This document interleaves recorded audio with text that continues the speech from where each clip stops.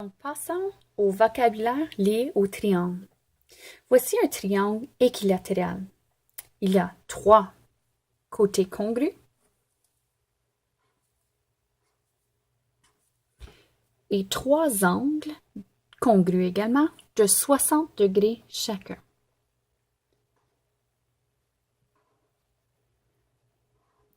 On va mettre des variables pour indiquer que c'est la même mesure, donc l'angle mesure 60 degrés. Dans un triangle isocèle maintenant, il y a 2 côtés congrus et 2 angles congrus. Donc les voici.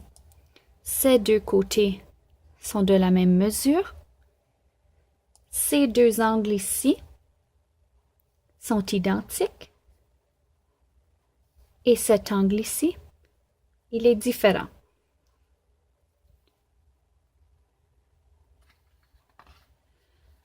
Dans un triangle maintenant scalène, chaque côté est de différentes longueurs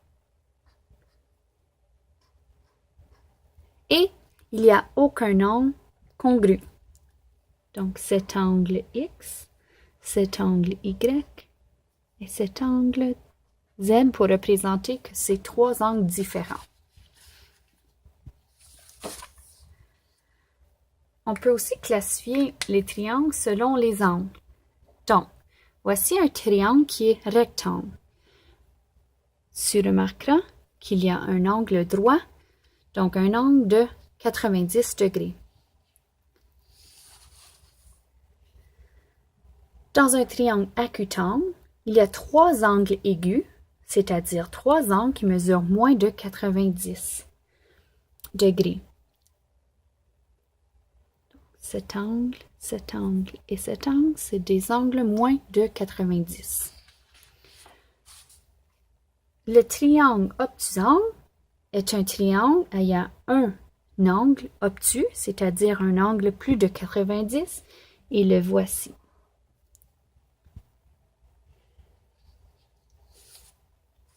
Sache que la somme de la mesure des angles intérieurs d'un triangle est toujours égale à 180 degrés. Peu importe le type de triangle. Donc, voici un exemple d'un triangle dont la mesure est manquante. Donc, nous avons cet angle de 52 degrés. Nous avons cet angle de 74 degrés. Et nous cherchons celui-ci. Donc, qu'est-ce que je me pose comme question? Donc, c'est quoi ici l'angle? Si je sais que l'angle ici mesure 52 et l'angle ici mesure 74, je pourrais additionner les deux pour trouver la somme des deux